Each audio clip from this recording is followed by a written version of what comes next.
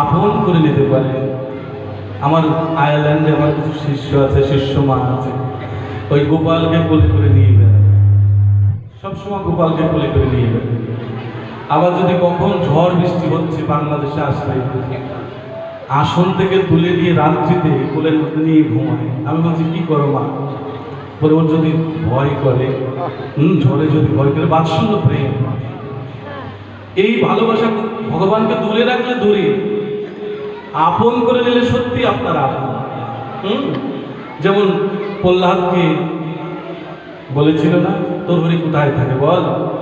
বলেছে আমার হরি সর্বত্র বিরাজ। এই ফটিকস্তম্ভের মধ্যে আছে, অবশ্যই আছে আমার হরি। ভক্তের বিশ্বাস ভক্তির জন্য ভগবান কিন্তু নৃসিংহদেব আবির্ভূত হয়েছিল। হ্যাঁ, আপনারা নিশ্চয়ই জানেন। অনেক কথাই আধা ঘন্টা ভাগবত আলোচনার মধ্যে কিছু বলা যাবে না, 3-4 ঘন্টা হলে হয়তো কিছু একটা হবে। তা যাই হোক, সামান্য কিছু বলি।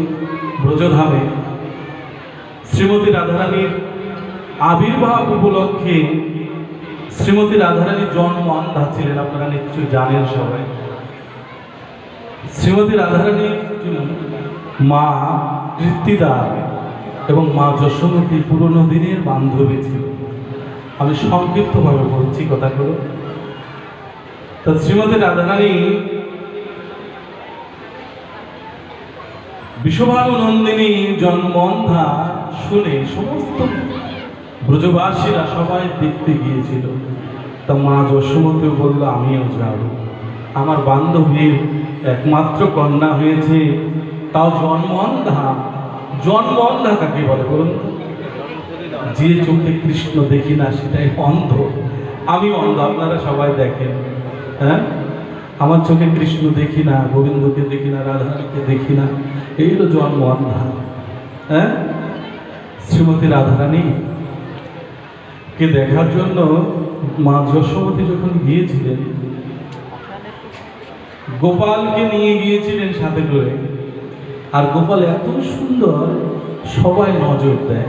এই জন্য দেখেন না, বাচ্চাদের কালির ফোঁটা দেয় না মায়েরা, তো গোপালের দেখলে সবাই নজর দেয়। তো নজর যেন না লাগে, এই জন্য কপালে কালির ফোঁটা দিয়ে নিয়ে আঁচলের তলে ঢেকে দিয়ে মা যশোমতী গিয়েছিল কীর্তিদা মায়ের বাড়িতে।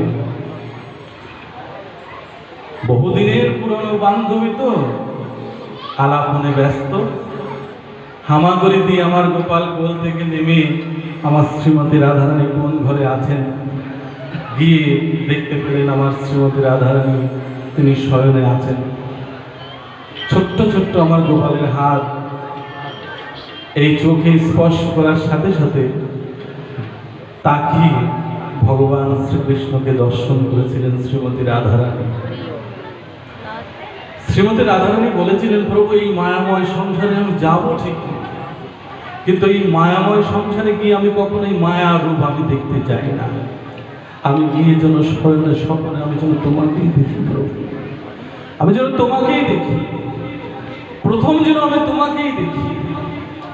আরও বলেছিল শ্রীমতী রাধারানী গোবিন্দকে প্রার্থনা করেছিল যে হে গোবিন্দ, হে প্রাণবল্ল, তুমি তো এই মায়াময় সংসারে আমাকে আনলে, আমি যদি এই সংসার মায়ায় তোমাকে ভুলে যাই কখনো, হ্যাঁ, তোমার হাত ধরে আমি বলছি আমার আর একটা মিনতি আছে প্রভু। কি মিনতি? যেদিন আত্মীয় স্বজন আমার শেষের বিদায় দেবে, যেদিন এই সংসারের মায়ার বাঁধন ছিন্ন করে যেদিন আমি চলে যাব, আমি যদি সংসার বিপাকে আমি তোমার কথা যেন ভুলে যদি যাই, তোমার চরণে আমার নিবেদন, সেই দিন তুমি আমার বান্ধব হয়ে তোমার চরণে আমি।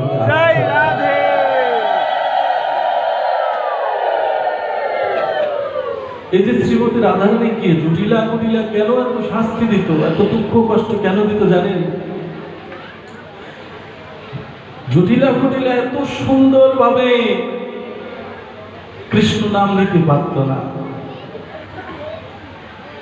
কত বড় সৌভাগ্যবতী জটিলা যে জগৎ যার আরাধনা করে, তপস্যা করে, যোগী যার যোগ সাধন করে, ধ্যানী তার ধ্যান সাধন করে শ্রীমতী রাধারানীর চরণ পাওয়ার জন্য, আর জটিলা তার নিজ ঘরের মধ্যেই শ্রীমতী রাধারানীকে রেখে দিয়েছে।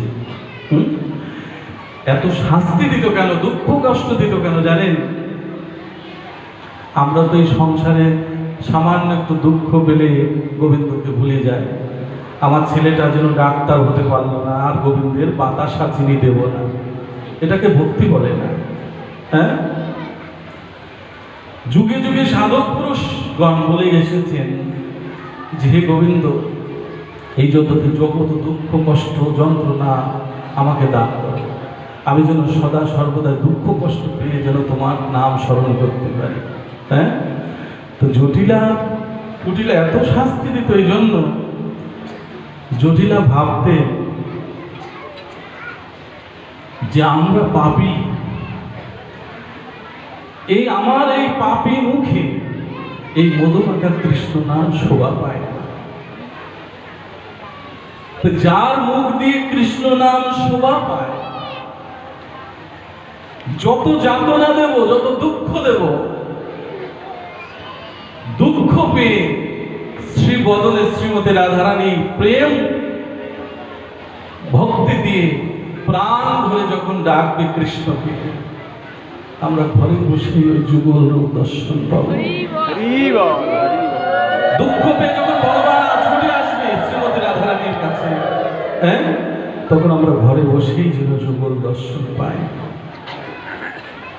জটিলা দেখেছেন কত বড় শুদ্ধ ভক্ত। হ্যাঁ, তো যাই হোক,